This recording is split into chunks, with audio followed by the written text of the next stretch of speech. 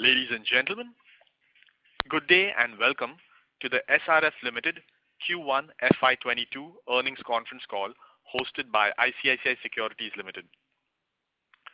As a reminder, all participant lines will be in the listen-only mode, and there will be an opportunity for you to ask questions after the presentation concludes. Should you need assistance during the call, please signal an operator by pressing star then 0 on your touchtone phone. Please note that this conference is being recorded. I now hand the conference over to Mr. Sanjesh Jain from ICICI Securities. Thank you, and over to you, sir. Thanks, sir.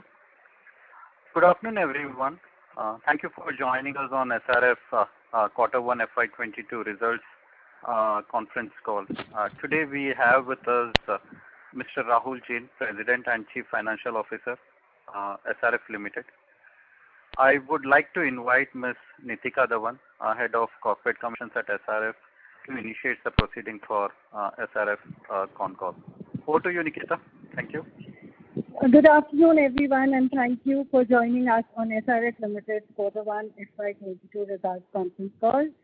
We will begin this call with brief opening remarks from our President and CFO, Mr. Rahul Jain, following which we will open the forum for an interactive question and answer session. Before we begin this call, I would like to point out that some statements made in this call may be forward-looking, and a disclaimer to this effect has been included in the earnings presentation shared with you earlier. I would now like to invite Mr. Jain to make his opening remarks. Thank you.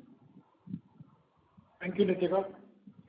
Good afternoon, everyone, and I extend a warm welcome to you all, and thank you for joining us today on SRF's Q1 FY22 earnings conference call. I trust you, your families, and colleagues are in good health. I will initiate the call by briefly taking you through the key financial and operational highlights for the period under review, following which we will open the forum to have a Q&A session. I am pleased to begin financial year 22 on an excellent note, showcasing robust operational and financial performance despite short-term challenges owing to the lockdowns. The company worked on various countermeasures to address these challenges, and this enabled us to deliver a notable performance. In Q1 FY22, on a consolidated basis, revenue grew 75% from 1,545 crore to 2,699 crore, and EBIT increased 102% from 295 crore to 595 crore in Q1 FY22. When compared with corresponding period last year, profit after tax came in at rupees 395 crore in Q1 FY22, higher by 123% over CPLY. As you all know, performance of Q1 FY21 was impacted due to large-scale disruption from the initial COVID lockdown. But should be noted that despite the low base effect that was witnessed, we did achieve substantial volume increases and higher realizations for several key products, resulting in a healthy all-round performance from all businesses. Q1 FY22 also had significant impacts of all-round increase in cost of export logistics, where export freight rates have witnessed large increases, and with our export-focused business, we have seen a negative impact.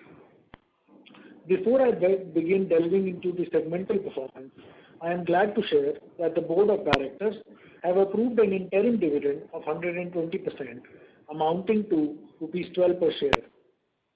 This will result in a cash outflow of approximately rupees 71 crore.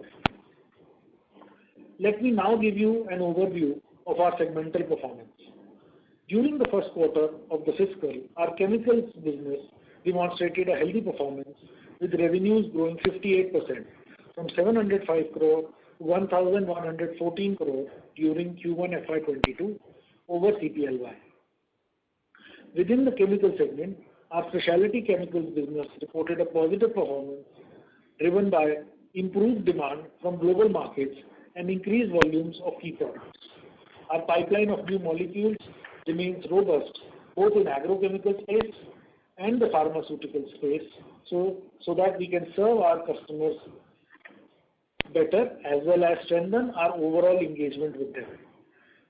While export freight costs have been a negative during the current quarter, we believe these will come down to more reasonable levels in the short term. Certain raw material costs have also witnessed a significant uptrend, which has led to an overall reduction in the current quarter margins, as you would have witnessed.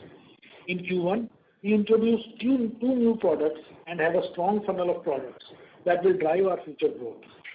The business will continue to focus on improving its sustainability-led parameters through various investments and process improvements.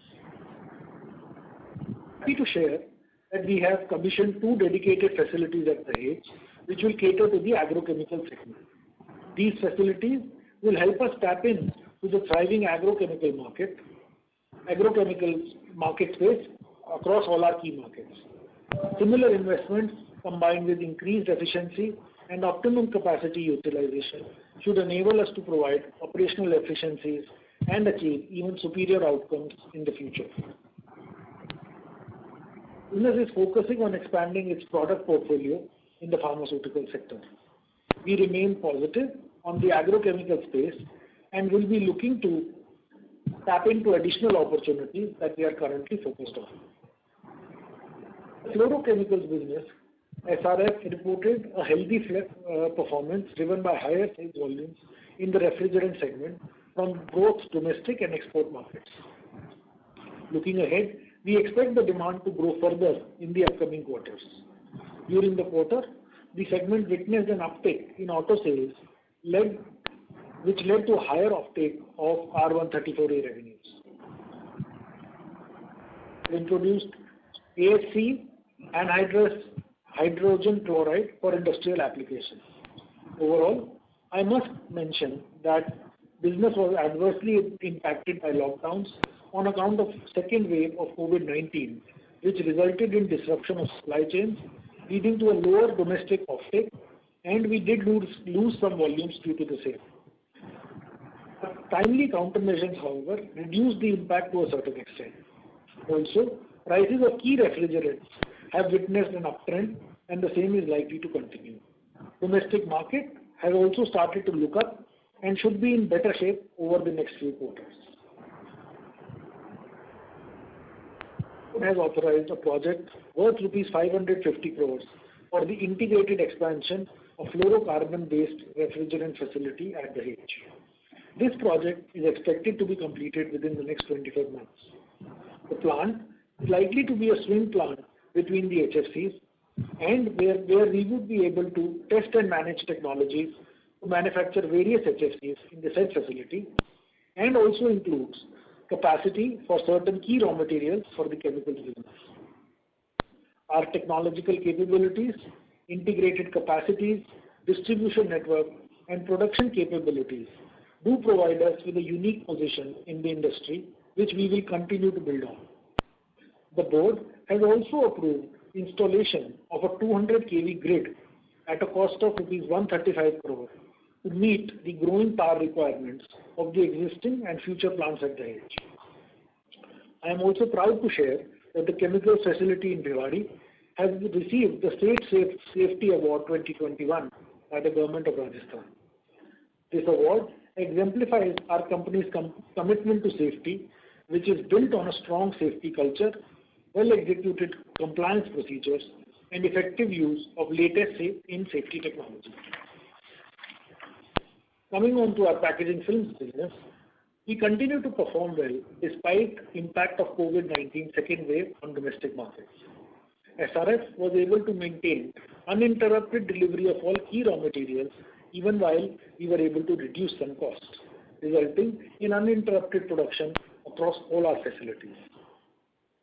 SRF has established itself as a well-known player in the global packaging segment, which is a result of the business's focus on scale, quality, R&D capabilities, and enhanced portfolio of value-added products. With our focus on increasing contribution from value-added products, we are happy to share that we have launched 2 new products in the category during the quarter. We also continue to focus on improving product quality and delivery to increase engagement with our multinational customers, bolstering the mantra of easy to do business with. SRF has now presence in over 100 countries and offers a diverse range of specialty films. Our overseas businesses performed well during the quarter, owing to the commencement of the second BOPET line in Thailand. At the same time, our newly commissioned facility in Hungary ramped up its operations to capacity. The re-emergence of COVID in Thailand, Indonesia, Vietnam and Malaysia, basically the ASEAN region, is also having an impact in these key markets for our Thai subsidiary and may have an impact in the short term. You may also be aware that there were riots in South Africa in July and we had to shut down our plant for a few days to ensure safety of all our employees. This may also have a short-term impact on the South African subsidiary. As market leaders in this space, the focus on sustainability initiatives is our responsibility, and we continue to work towards innovating films that have a lower environmental footprint. Moving on to our technical textiles business segment, the business performed exceedingly well across nylon tyre-cord fabric, the belting fabric, and the polyester yarn segments. I would like to mention here that there has been a structural change where we have been able to renegotiate contracts with our key customers that has positively impacted our overall results. In addition, the customers' preference to buy from local suppliers like us aided overall growth. We are confident that we should continue to register such healthy performance in the upcoming quarters as well. As we have mentioned in the past, the segment has always been a major cash flow generator for SRF, and we see this trend of free cash flow generation continuing at a much larger scale going forward. Lastly, in our other segment, the coated fabrics division continues to maintain market leadership both in terms of price and volumes, despite an overall sluggish market. This was facilitated by efficient sourcing strategies and excellent plant performance. The business continues to innovate and introduce new products in the market. In Q1 FY22, our laminated fabrics business segment maintained its leading position and performance was in line with expectations, despite the demand being affected owing to the second wave of the COVID-19 pandemic. New products are currently being developed for the domestic market. Further, the anti-dumping duty on Chinese PVC flex film has also been extended until January 31, 2022. On the balance sheet front, our debt remained within acceptable levels and no significant increases were witnessed on the overall debt profile. Working capital management remained robust and we continue to monitor the same to ensure a strong balance sheet. At SRF, we care deeply for the people and communities that we operate in, especially related to counter the COVID pandemic. We have organized COVID-19 vaccination camps for the communities in Bharuch, Rewari and Gurugram. In addition, we have set up oxygen generation plant at KK Mehta Government Hospital in Amreli district of Gujarat and Dhar district of Madhya Pradesh for community usage. The team of SRF Foundation was also involved in distribution of oxygen concentrators to government hospitals in Tamil Nadu, Madhya Pradesh and Nadia district of West Bengal. In other initiatives, SRF Foundation launched the Atal Tinkering Labs program in collaboration with Capgemini India and Niti Aayog. We also conducted month-long digital summer camp with 5,304 students across 11 locations so that education doesn't stop because of the rural-urban digital divide. To conclude, we are confident of our future growth and the market potential that each of our businesses offers.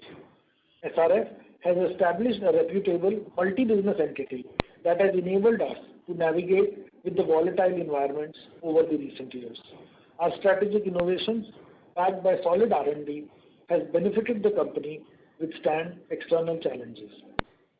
With strong infrastructure in place and outstanding R&D skills, we are confident in our ability to provide a healthy and sustainable performance that will enable us to create value for all our stakeholders in the future.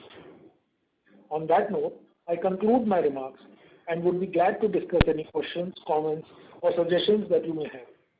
I would now like to ask the moderator to open the line for Q&A session. Thank you very much. Thank you very much. We will now begin with the question and answer session. Anyone who wishes to ask questions may press star and 1 on their touchtone telephone. If you wish to remove yourself from the question queue, you may press star and 2. Participants are requested to use handsets while asking questions. Ladies and gentlemen, we will wait for a moment while the question queue assembles.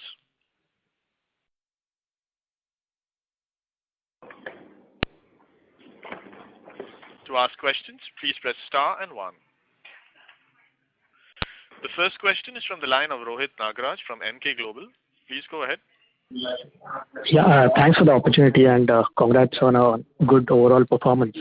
My first question relates to the raw material. So we have seen increase in raw materials for our chemical segment, and we have seen that even the product prices we are trying to increase. So how is the scenario looking like currently, and whether the price increases in refrigerants is just to pass on the increase in the raw material cost? Thank you. I think there is some confusion here, Rohit. The fact is that we have witnessed price increase across raw materials, where we were also talking about the specialty chemicals business. There has been some price increase in the fluorochemicals business also. However, that one is a bit, let's say, bit less significant from a specialty chemical perspective when we compare the two. The other thing that you are saying in terms of a pass-through, I don't think it is. We've seen positive prices that have come through for the fluorochemicals business in terms of the ref gases. That's what I had indicated during the opening remarks also. We do believe that is a trend that is likely to continue in the future as well. I hope it answers the question. Yeah, thanks for the clarification. The second question is on the new capex of 550 crores. So is this predominantly for captive consumption, or is there any split between captive and external sales? And from backward integration, which and all are the areas where we'll be putting our money in? Thank you. So Rohit, the plant is mostly for external sale. Let's say about 50% of it is a component which is likely 40 to 50% of it is a component which are key raw materials to the products that we are looking to manufacture. So that's how we are looking at it. Let's say when you are looking at it from an overall sales perspective, the overall cost of the facility, which is for external sales, will be about 40-50%. Thanks a lot. That answers the question, and best of luck. Thank you. Thank you.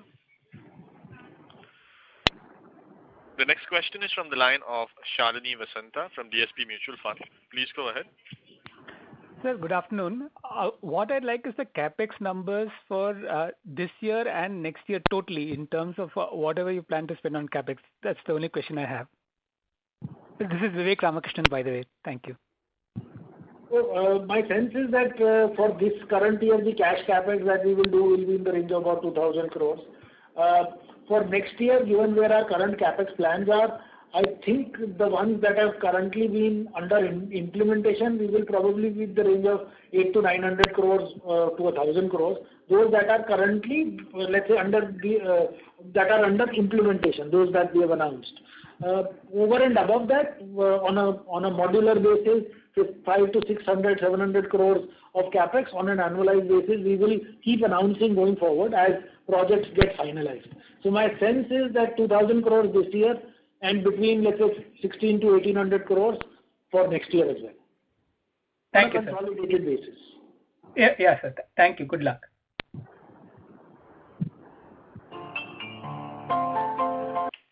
Thank you. The next question. Thank you. The next question is from the line of Naushad Chaudhary from Systematix. Please go ahead. Hi. Thanks for the opportunity, and congrats to the management team on a good set of numbers.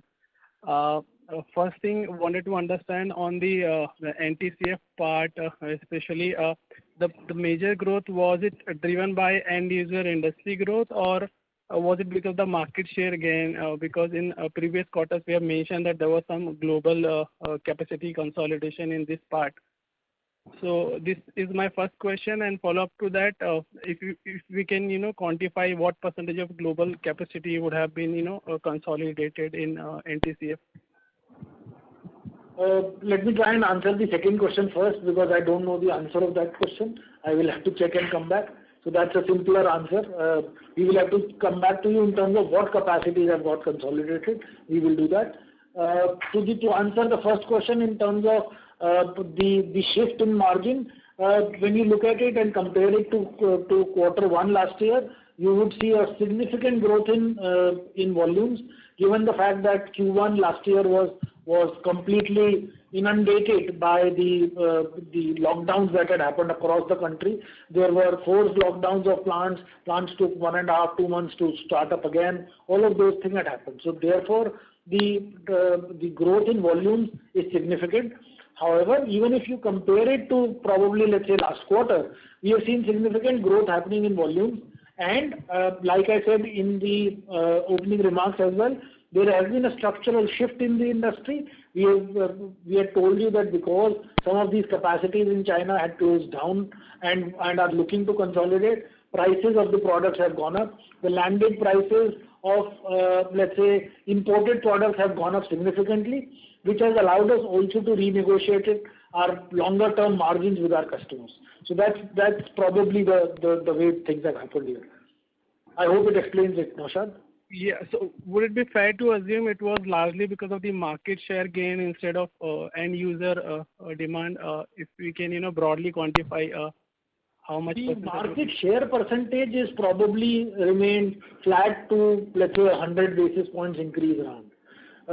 The most of the gains have actually come through price positive, which we believe is likely to continue at least in the short to medium term. Okay, and where do you see this 27% of EBIT margin in textile business is getting settled? Because historically we have... Percentages may be superfluous, because a lot of it does depend on the caprolactam pass-through. Therefore, I may not be in a position to give you a percentage here. What I can tell you is that this looks like a more robust trend. It looks like that the prices that we have been able to negotiate with our customers are more, let's say, longer, medium term in nature, which should lead to, let's say, slightly even better performances going forward. Okay. You plan any capacity expansion in this product? Modular capacity expansions will keep going on, Naushad, but I won't put up a 2,000 ton line at any point in time. Okay. Lastly, on the packaging side, sir, as we have, we have been reading that there is a gradual shift in the packaging industry towards the circular model. So just wanted to understand what percentage of our total portfolio in the packaging films would be recyclable, and if it is needed, would it be easy for us to convert into recyclable product by adding some properties? So, Naushad, almost all of the packaging films that we do are recyclable. The problem is actually collection mechanism and reuse mechanism and incineration mechanism of these for us to be able to recycle it. We have the ability to recycle. Whenever there is an established way of collection, usage comes through, we should be in a good position on that side as well. While there is a chat about moving to a circular model, it will take more time for it to get affected and, let's say, propagated well. Currently, are we doing it? Any percentage of our sales? Naushad, I think we need to let others also ask questions. I'll come back in queue. Thank you, sir. Thank you. The next question is from the line of Ankur Periwal from Axis Capital. Please go ahead. Yeah, hi sir. Thanks for the opportunity and congratulations for a good set of numbers. First question on the chemical business there. This 550 crore, I'm sorry, just a clarification there. Out of this 550 crore, you mentioned external sales will be roughly 40 to 50% of that. What is the typical asset turn that we are seeing here?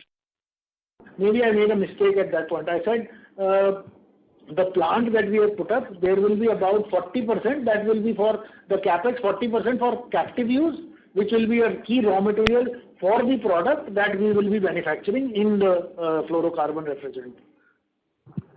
My apology. Maybe I made a mistake. It is the other way around.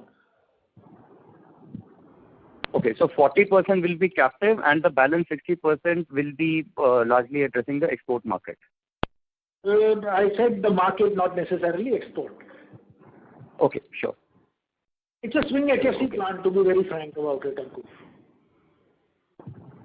Okay, sir. That's interesting. Okay, sir. Secondly, in the last quarter we did mention, on the capex side, around 375, 400 crore capex coming for the new plant, wherein we were not looking at fluorination, but also on the non-fluorination side. Joining that with the 2,000 crore capex that we are expecting, for this financial year. Any thoughts on the specialty chemical side, on the growth side, or it will be, given the new plants will be coming in FY23 and hence we can see a bigger delta there? So again, my sense is that you are asking a question about capexes in specialty chemicals business. Because what you seem to be believing is that this is not something that is important for from an overall chemicals business perspective. Let me tell you, we've completed a large amount of capexes very, very recently. The 258 crore capex is already been completed or on the verge of being completed. There will be future announcements that we'll make. We are probably also currently implementing capexes which are smaller in nature, but about, let's say, 250 to 300 crores for the current and the next year going forward as well. So that's all in place. Hopefully there will be newer projects that we will do, and going forward, more announcements on the specialty chemicals side should be seen. Okay, sir. Thanks for the clarification there. And just one last on the packaging film side. The presentation does mention that, expectedly more capacity is coming in on the site on BOPP and, BOPET as well. Your sense on the let's say overall demand supply scenario for both BOPP and PET. Are we seeing probably a short-term, blip there in PET while PP may still continue to look better? Will that be a right inference? There are a couple of lines on 2 or 3 lines on PP that are also coming in. One of them is actually our line only, which is got recently commissioned. There are 2 other lines that are coming in, probably in Q2 and Q3 going forward. So on PET side also we see 2 lines that should get commissioned very soon. The point to make is that it will create a short-term demand supply imbalance. Growth seems pretty robust, and therefore our belief is it should remain a bit short-term in nature rather than very long-term. Sure, sir. Where I was coming from was, if we look historically, there has been, volatility in the overall, industry margins there, given the demand supply mismatch. But now, because the demand is probably growing at a much stronger pace, this supply will create short-term blips, but longer-term trajectory remains intact. Will that be right understanding? Mostly. The only change that I will do to your understanding is that if there are newer lines that keep coming in, right, the demand and supply imbalance could be a much larger one than what is currently visible. Thank you. Before we take the next question, in order that the management is able to address questions from all participants in the conference, we request participants to please limit your questions to 2 per participant. Should you have a follow-up question, we request you to rejoin the queue. We take the next question from the line of Arjun Khanna from Kotak Mutual Fund. Please go ahead. Thanks, Rahul, and congratulations for a good set of numbers. So, just trying to understand this 550 crores capex and ref gas a little further. So, it's obviously stated it's an integrated complex. So just to understand, so while you did clarify that part of the input would be probably used in creating other HFCs, but essentially what would be the output in metric tons that's saleable? So current configuration that we are thinking about, it should be in the range of 15 to 16,000 tons per annum from an HFC perspective. But it is tweakable and changeable depending upon what configuration that we work with to a top of about 20,000. Unfortunately, it's impossible to give you an exact number on the capacity because it really does have a lot of variables around, Arjun. So it could be that if you are doing a certain type of product, you will have a lower capacity. You could be doing a certain product which has a lower settling time and therefore larger capacity. So on the current configuration basis, 16,000 tons, it can expand to 20,000 tons at an appropriate time, depending upon how we debottleneck it and how we are using that plant. So to just understand this, so theoretically we could say produce R32 or maybe 134A or 125 depending what's required. So these are swing facilities or it's basically just one gas or other key components? So it's a swing. Sure. Sir, just to understand this question further, in terms of for PTFE, we had talked of augmenting our 22 capacities. So maybe if you could help me understand that. What were you saying?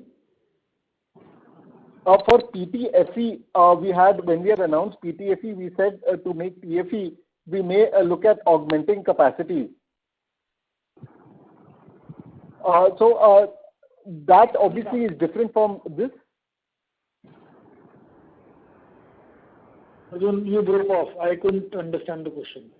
Sir, for PTFE, our polymer business, which we have announced our capex before, we had talked of increasing R22 for making TFE. So that obviously is different from this. Is that a right understanding? Absolutely. So that's a completely different project. Sure. And for our polymer project, are we thought of maybe PVDF or FEB, PFA, other polymers, or right now we are just looking at PTFE? Arjun, there are probably 10 other polymers that you can look at.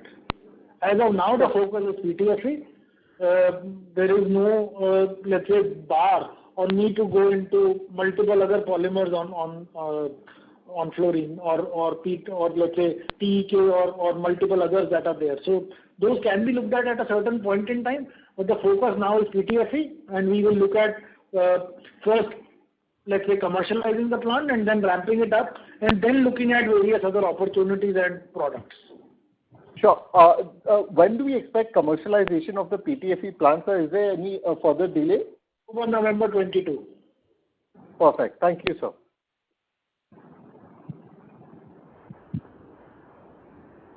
Thank you. The next question is from the line of Sanjesh Jain from ICICI Securities. Please go ahead. Thank you, Rahulji. Thanks for taking my question. Sorry, I'm sticking on that capex of rupees 5.5 billion. We are saying that it's a swing capacity. It will also include R134A, but we expect R134A capacity expansion freezing sometime in the near future, right? It is not just R134A, it is all HFCs. December 23 for India. December 23 for India, all HFCs will be freeze for any further expansion. Is that what you're telling? Or air conditioning or let's say that type of use. Like for R22, you cannot increase capacity for refrigeration use. You can use it for raw material use or any other downstream use. Maybe there are some uses of these also that develop over time, we don't know. But you are right, it is for refrigerant purposes, yes, capacity will get, you may not be able to put up additional ones. So this is in December 23 and it include all kind of HFCs including R32, 125, all those capacities. That's what India has agreed in the Kigali agreement. Okay. That means this capacity will help us to cater that demand in the future when it comes. And should be well within the December 23 timeline. Yeah, so it is, let's say, focused on future demand. No, that's fair. That's fair. Thank you. My second question is on the specialty chemical guidance, which we shared in at the end of last quarter. With this robust performance in Q1, do we are rethinking on that number in terms of upgrading, because this performance look way better than probably our guidance, and the new molecule addition which we are talking, that also increases the outlook for us. Sanjesh, there used to be a Pepsi ad that used to come in. Used to say, "Bill Mange more." Right? Yes. So that seems to be the case, right? I am not commenting on it. We are sticking to the guidance that we had given, the 15 to 20% increase in revenues of the specialty chemicals business. We are sticking to that guidance. Maybe next quarter, when we have more visibility, we will come back to you. But as of now, live with it. Got it. One last bit of question from my side before we go to others. We talked about ramping up of pharma in specialty chemical. Now, what gives us confidence? Because we are now coming and telling, we also have put a CGMP plant few years back, and we have been slowly scaling up, but now we look like we are much more confident in terms of molecules, in terms of market and all. So how should we look at the mix, and how should we look at the growth in pharma for us? Again, the point to make is we are about 10-15% on pharma as of now. Intentionally, we want to grow the business. It will probably take us 3-4 years to get to a better scale. We want to get to a 25-30% level over a medium-term period. What gives us more confidence and more visibility is the fact that we are running a couple of campaigns for pharma products. Those seem to be in very good shape. And as those come through, we will probably do much better on other pharma products also. Is something that we are very confident about. So that's how it is working. Unfortunately, for confidentiality reasons, I cannot give you the names of the products. That's how it is. Sanjesh? Got it, sir. Thank you, and best wishes, sir. Thank you, Sanjesh. Thank you. The next question is from the line of Ritesh Gupta from Kotak. Please go ahead. Hi, sir. Thanks for taking my question. Am I audible? Yes, you are. Please go ahead. So just wanted to check on both fluorochemicals, refrigerants, as well as on the packaging film capacity utilization. So you have gone through, just before COVID, you had expanded R134a capacity almost to about 25,000 tons is what my understanding is, and then R32 also got expanded. R32/410A was also expanded. So just wanted to get an update, like on one first quarter or let's say last 2 quarters. Have you started selling most of those volumes? Have you reached the 80-90% utilization there, or is it because of the COVID situation, those volumes continue to remain, or the utilization continues to remain under optimized? And then, if I understand correctly from the previous comments, I'll let you answer ask the second question. Let me answer the first long one first. Yeah. What you're saying is right. The capacity utilization have been better in Q4 relative to Q1. Given the fact that you are aware, Q1 is typically the best offtake season for the fluorochemicals or the ref gases space. Given the fact that the country was in partial or multiple lockdowns that were happening across the country, we had no storage facilities. We were probably lower by about 15% from our budgeted numbers in terms of what we would have planned to sell in the domestic market. Maybe in the range of about 1,600 tons, we would have done better had there been less of a COVID impact. So that's how it is structured. We were able to mitigate some of it by being able to sell more in the export market. There were some impacts in terms of availability of manpower also during the quarter, given that there were some of our people in the plants were getting hit by COVID as well. So multiple factors had played out. We are very confident that we will be able to ramp up all of these to full capacity in the very near future, given where our orders and the traction that we see today. I hope it explains it, Ritesh. Please go ahead with the second. Yeah, it does answer. So when you look at the new capacity that is coming in on HFC, that's more of you're trying to. I'm just reaffirming what the discussion had with the previous participant. This is largely to cater to the demand after 2023 before sunset. after the sunset kicks in? The plant has come in at the end of July, so it's a 24-month project. So let's say by the end of Q2, FY24 is when the plant comes in. Again, I would say that there is a understanding of the plant that comes in to be able to ramp it up to full capacity. It will take 6, 8, 10 months to take it there. And therefore, what you are saying is also right, that it will meet the projected demand for the future. We've seen multiple heat waves that have swept across the world today, not just in India, but the Northern American continent. Europe is going through a heat wave. The need for refrigeration is seemingly growing at a pace that is faster today. Hopefully, we should be in a good position to cater to all of that need. Even the fact that the Chinese can't put up additional capacities for refrigerant and the developed market also cannot. Got it, sir. And on the packaging film side, the 2 new line expansions that you had in Thailand and Hungary, now as we speak in the Q1, they were fully utilized from a volume perspective at least. Yes. Okay. And just on the refrigerant bit, the export versus the domestic demand, so because it's a large market, let's say once you put up the capacity, you are able to utilize the volumes very quickly. But then there is a domestic market which goes at, let's say, 10-12%. So is it that your margins in domestic are far better than, let's say, what your export margins are, and exports are more of a kind of a volume utilization play rather than heavy margin play? It really is a function of time, Ritesh. Generically, Indian prices will come to parity with export prices, right? And because we are a large Indian player, you will probably end up paying a price which is slightly lower than the parity price to be able to capture the market. Generally speaking, domestic margins should be better, but it really is a function of the time and the prices that are prevailing in the international markets. Thank you. Before we take the next question, a reminder to participants to please limit your questions to 2 per participant. The next question is from the line of Tarang from Old Bridge Capital. Please go ahead. Hello, sir. Good afternoon. Just one question.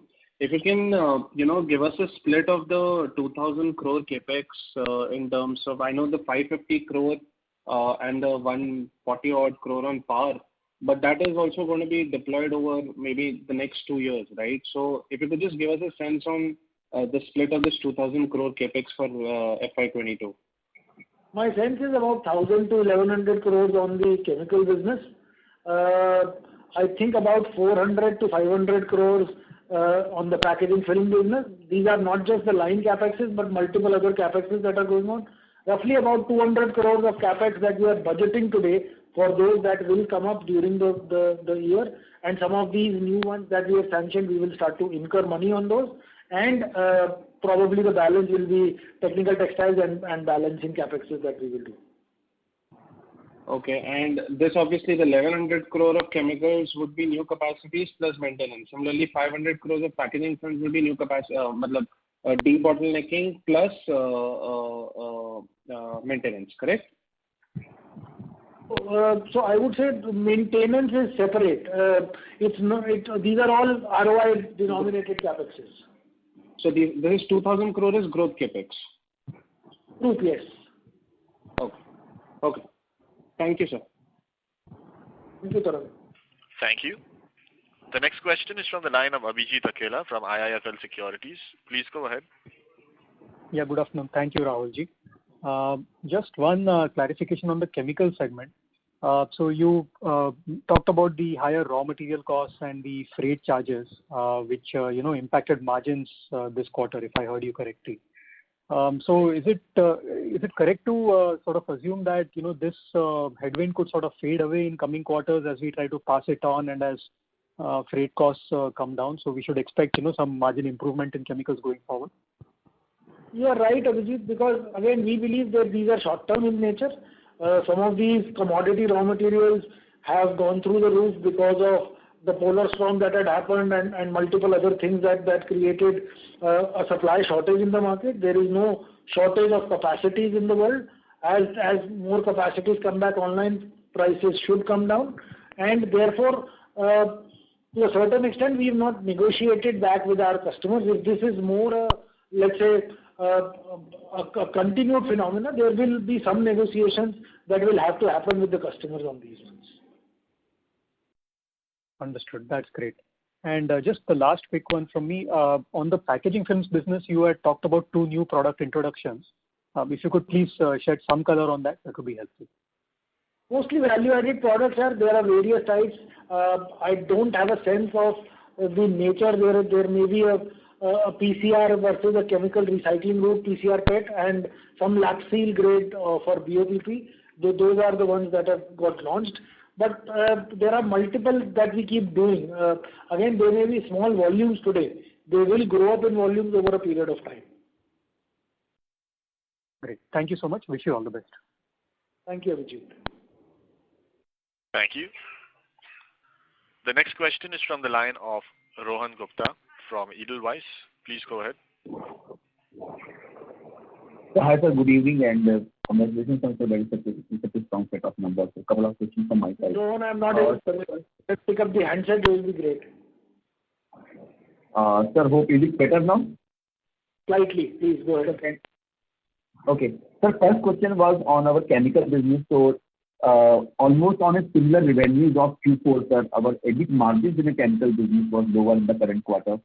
Just wanted to understand, is there any raw material pricing pressure which is getting reflected in the margins, or it was just only some product mix change which led to this kind of margin drop in the Q1 versus Q4? Well, you seem to have joined late. I have already answered it. So sorry. So sorry if I missed out on that, sir. I have already answered it. No intent to do it again. Okay, sir. Second question is on the packaging film business, sir. As we have keep on moving up in the value chain, as you have mentioned that the value-added shares has been going up. Sir, if you can just give some sense that whenever we see that the packaging film business or the industry dynamic will change, there will be pressure, margin pressure across the industry. Will there be similar pressure will be there in our value-added product basket also, or you see that the margin profile in that value-added basket will remain same? What kind of margins you see right now? Rohan, the value-added product basket is typically a delta over the base film margin. Now, whatever be the price of the base film will determine the margin of the plane, or in BOPP's case, let's say the 8 micron or the 12 micron, which is the base film. The delta may not change of the value-added products, but if the base price does come down, the net margin that you can make does come down. So, sir, but the delta we will continue to make, right? So, say suppose our base margin are 10%, and we are right now enjoying 12%. So even if the base margin goes to 0, we still will have a 12% kind of margin difference, right? Let's not talk about the percentage. Let's say if the conversion margin is 100 rupees, this could be between a range of 125 to let's say 150 rupees as the delta.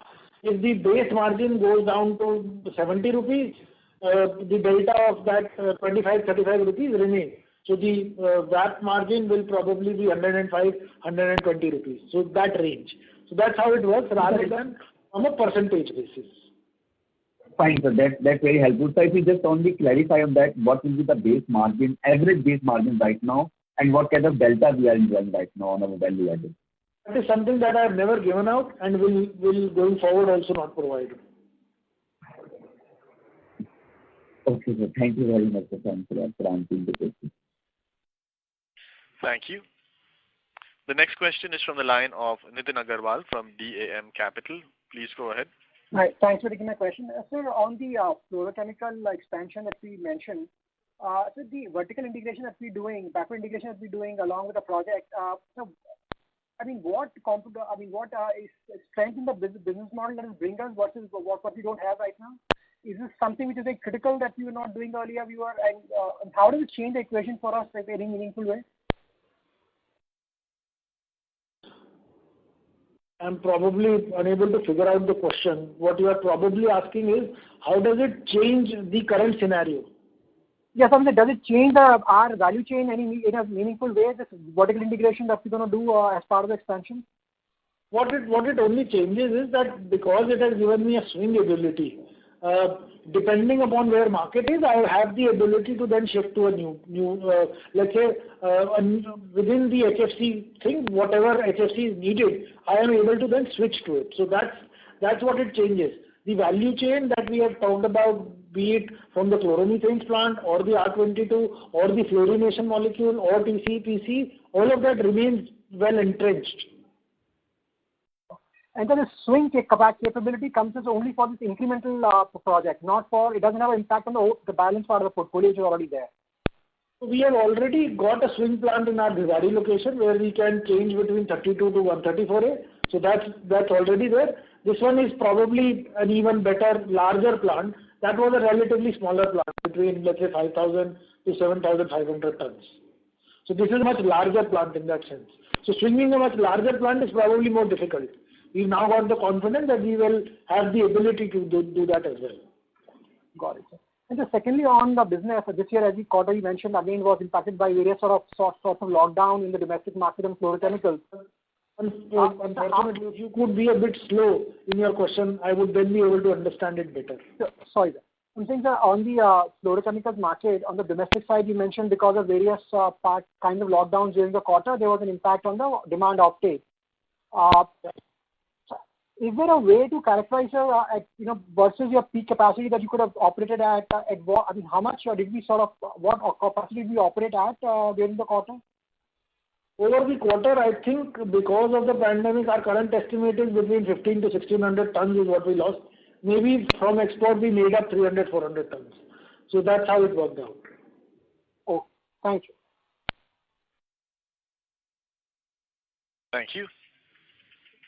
The next question is from the line of Vishwa Kumar from Spark Capital. Please go ahead.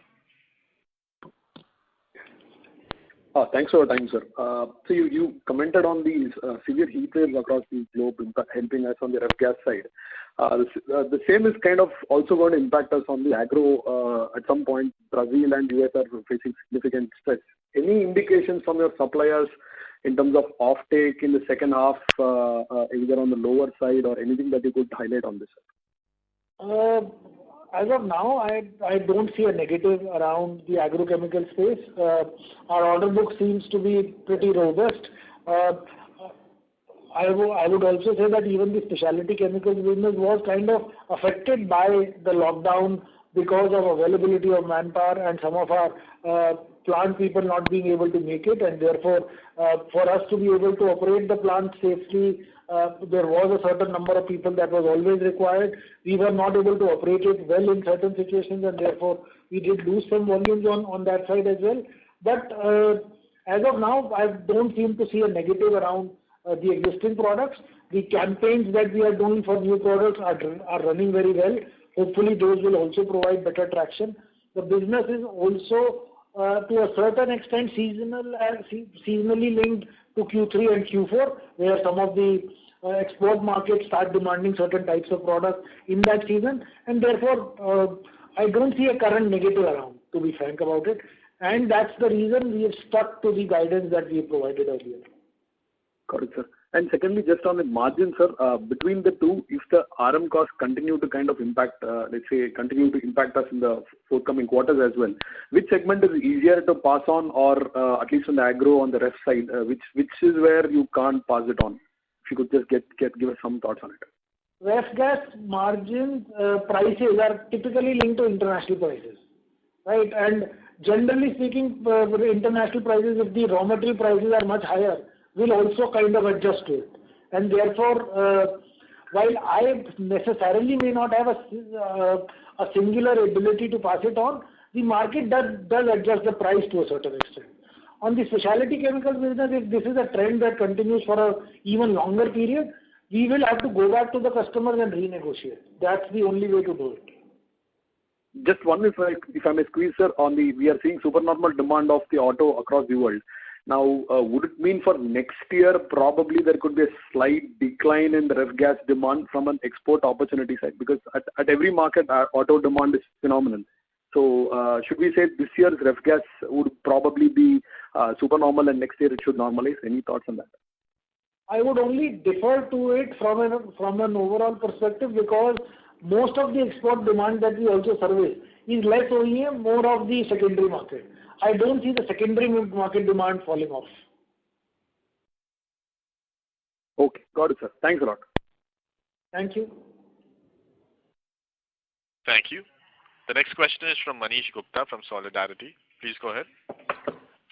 Sir, could you just explain how the pharma side of our business has developed? You did mention in your earlier comment that it's about 15% of your business.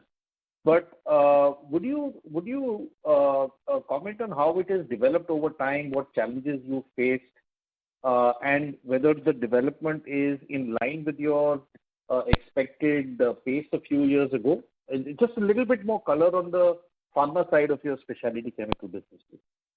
So Manish, I would say if you talk to a customer, they would really like an open book pricing. Now, in certain situations, you will have to look at what you can do. Where are you looking at squeezing the costs? Where are you looking at developing your position on the product? What is the kind of volume the customer is talking about? What is the kind of effort that you will need to make in your plants to be able to manufacture the product?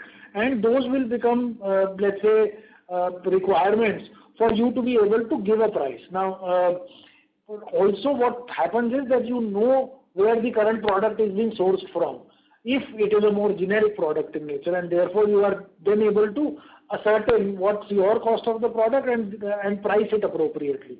Wherever you are doing joint development with the customer, you are then able to talk to the customer in terms of what are the equated margins that you and the customer can work with, and therefore they decide on a more longer term price of the product.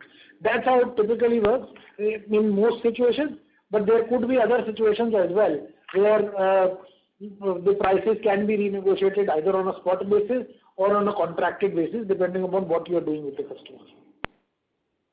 So I'm not clear. Is your point that our margin expectations are far higher than customers are willing to give us? From a new product perspective. So sorry, I'm not clear. So you're saying that we are expecting far better pricing than customers are willing to give. Is that right? No, I never said that, Manish. What I'm only saying is discover the price appropriately. I'm sorry, sir. I'm not being able to understand your answer. Manish, let's do it separately rather than on this call, because there may be other people looking to ask questions. Sure. I'm happy to sit down with you and answer it separately in terms of how the product pricing gets done. Sure, I'll reach out to you separately. Thank you. Thank you. The next question is from the line of Vibha Batra from Fair Connect. Please go ahead. Yeah, thank you for taking my question. My question is on your technical textile business, which has seen, I think, over 25% growth in top line, and also very significant expansion in EBIT margins. So, is it sustainable going forward? I think I did answer that earlier. I think there has been a structural change that we've been able to do in terms of the price negotiations with the customers. The overall, let's say, import prices of the products have gone up significantly. That does remain. And therefore, both from a volume perspective as well as pricing and margin perspective, we do believe that we are in good shape for at least the next 12 to 18 months. Okay. Thank you so much. Thank you. Thank you very much. We'll take that as the last question. I would now like to hand the conference back to Mr. Rahul Jain for closing comments. Thank you, everyone. I hope we've been able to answer some of your questions, if not all of them. I wish that each one of you to continue to remain safe and healthy. If you have any further questions, we would be happy to be of assistance. We hope to have your valuable support on a continued basis as we move ahead. On behalf of the management, I once again thank you for taking the time to join us on this call. Thank you. Thank you very much. On behalf of ICICI Securities, that concludes this conference. Thank you for joining us, ladies and gentlemen. You may now disconnect your lines.